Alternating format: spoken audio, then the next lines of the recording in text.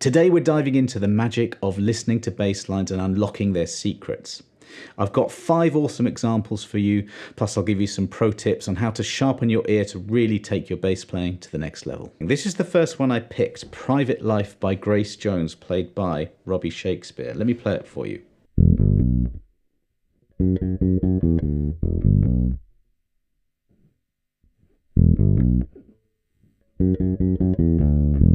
So, what are the things I get from this? This is the sort of thinking that will improve your bass playing. So what you do preferably is you pick a simple bass line that is at the level that you're at now, and you work it out by ear. Now what have we got here? Well, so we've got an E minor triad. And it goes to an F sharp minor chord.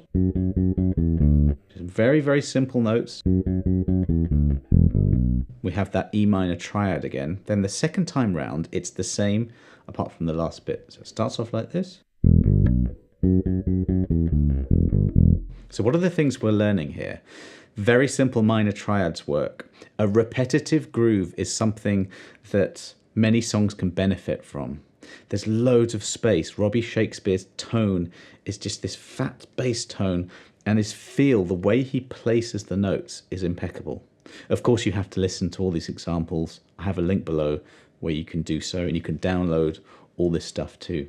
So it's just playing simple stuff with incredible feel. That's the lesson here. The next one is Jerry Jemott's line on The Thrill Is Gone by B.B. King. Let me play it. It's quite slow. It's about that fast. So here we go.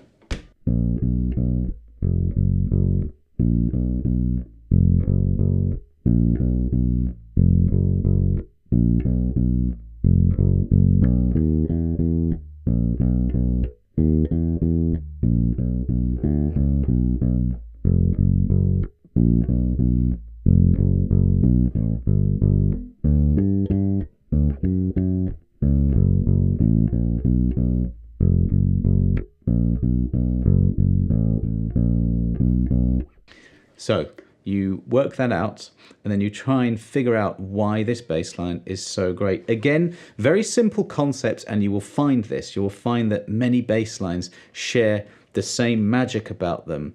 Number one is the tone. This is another P bass.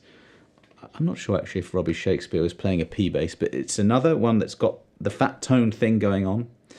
It's got space. It's a repetitive line. So it really is the anchor for the whole song. That's why I love players like these two, because they play for the song, and it's just whatever they play is always right. There's a section that goes, it starts on B minor and it goes. Now just those notes alone, B, C sharp, D, and the sound and feel of it, tell me that we're in the key of B minor. So when you hear Jerry Jemmott playing those notes, you know that you can use those notes in your bass playing too. He does this brilliant thing. He's leading in to whatever the first note is from a fret below, a chromatic thing going on. So it's really simple. There's a root, that's the B. The F sharp, that's the 5. It's a really simple thing. Country players do that all the time. But he's leading into those chord tones chromatically. You Never Can Tell by Chuck Berry does that. Does that idea too.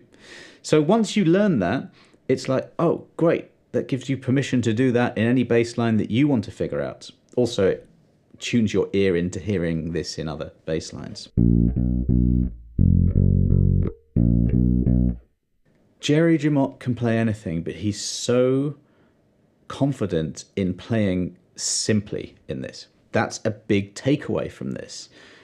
We'll get onto a Jaco bass line later on in this lesson, where perhaps the goal there is not to be so simple, but in many types of bass playing it is. That's why I love listening to the older stuff, your R&B, soul, Motown. You've got these great players that you can learn from. Doesn't matter what you learn, what you play though, you will find something. Here's an instrumental guitar piece from Joe Satriani called With Jupiter in Mind.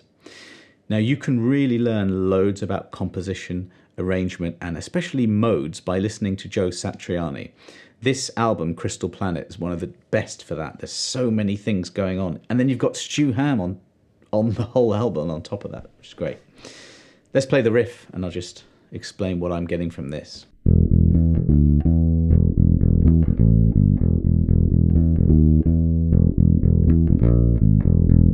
What a great riff. Now, that's the first thing.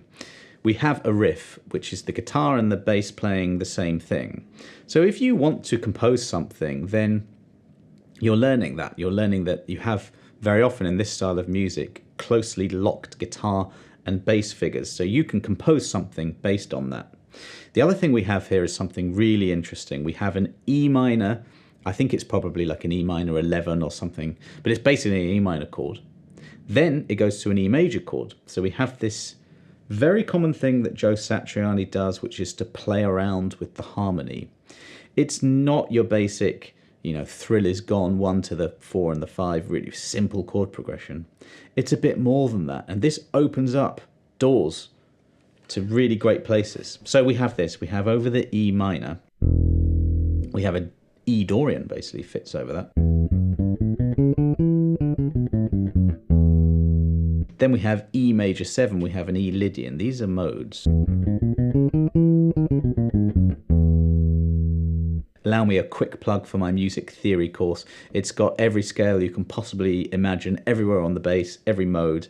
If you're interested in learning about that stuff, I'll put a link below. I've got a chord progression here in a backing track, the same one. You can download all this stuff for free. I'm going to play along now. I'm going to play the mode over each, and then maybe play a bass line, then a bit of a solo.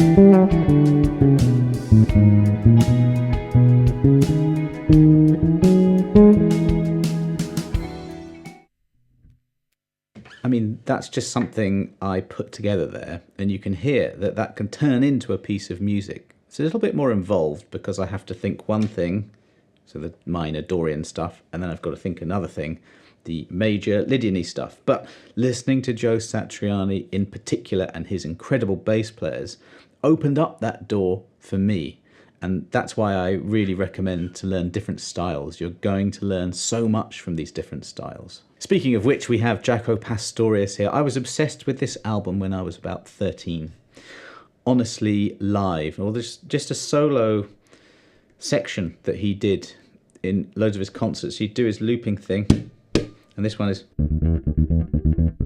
that kind of thing. So we're in a minor tonality. I think I'm going to do a whole lesson on this one track. There is just so much here. And really, you are going to have to work hard if you want to do something like this, because this isn't your sort of bog standard few notes. This is Jaco. We all know why he was one of the greatest, for me the greatest, because he could just do anything. I'm going to show you this lick, and I'm going to show you a few things that you get from it. Every single thing he plays in this piece of music, and pretty much everything he ever played, has a nugget of gold in it. This was just literally one bar I took from the whole thing. And actually, it's sort of in the style. It's not quite exactly what he does. But here we go. I'll do it really slowly. The hammer on between B and C. Then we have an E, G, frets 2 to 5 of the D string. And those are 16th note triplets. So it's da, da, da. B to G, frets 4 to 5 of the G to the D string. And then now E minor. That's the tonality of this. And this is one of the things I'm getting from this. By playing this lick, he's outlining a C major 7, which is one of the 7th arpeggios from the key.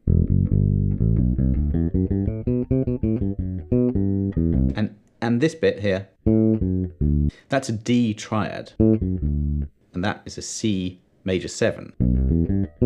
And somewhere else in the track he does a G major 9 actually.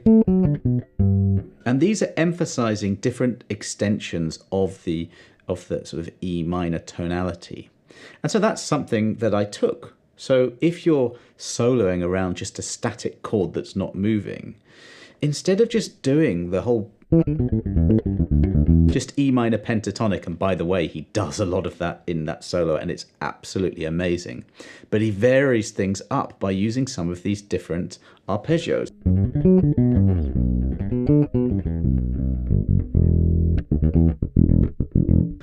I will do a lesson on that because there's just so much there, but he's got flair, there's this spirit in his playing, there's timing, groove, all kinds of tight rhythms. There's a lot of,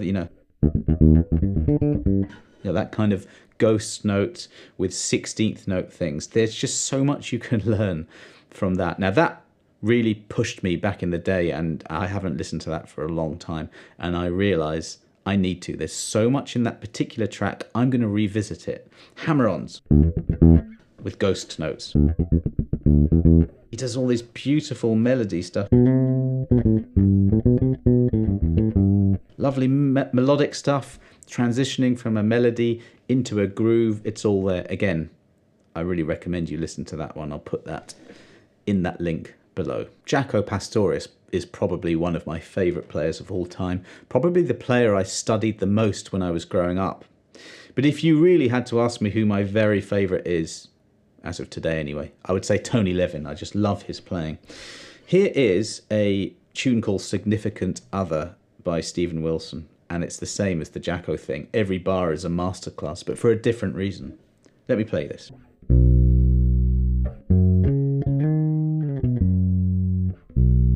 So we have a B major 7 chord. That's something I definitely have learned from Tony Levin. Over a major chord, he does this a lot. You've got your root and your 5. Very common intervals to use in a bass line. So we've got B and we've got F sharp. But then if you go 2 frets higher than that on the next string, so 11th fret D string, you get the 9th. And I hear that so many times. I've definitely stolen that, borrowed it from him. And then he slides up, and this is the other thing I got from this. Just the use of expressive techniques. Slides and vibrato. Leland Sklar is another player who uses that. For me, it injects something, the personality of the player, into the line, and it just sounds like magic to me. So we have fretted, all fretted, and then a slide, and a slide back down. So slide up to the note on the 13th fret, and that's just a 10th.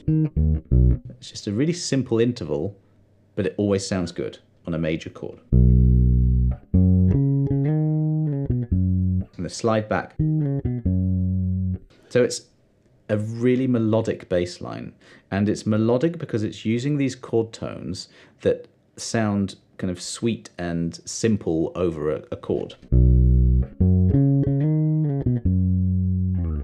I think it goes to an A after that. All this kind of stuff, really simple. That's why I absolutely love Tony Levin's playing.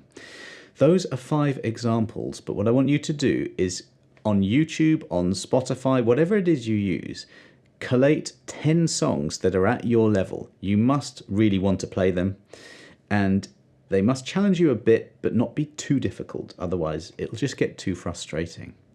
Any style you like, collate 10 songs, pick one of them, listen to it without any help from anyone else, and use your ear to figure out the bass line. If you need some help with the theory, I've got that theory course. It will teach you everything you need to know. But with that in mind, and with your ability to hear techniques and to analyze the bass tone, don't get too obsessed with the gear. Prioritize the other stuff. Gear can come. Use whatever you have, okay? You can piece together what makes a bass line magical. And by doing that, that's the fastest and the best way to make you a better player. I'm absolutely convinced of it. And finally, if you do want some help with your practice routine to maybe get it more regular and have some ideas, then check out this video right here. Thanks very much for watching. See you next time.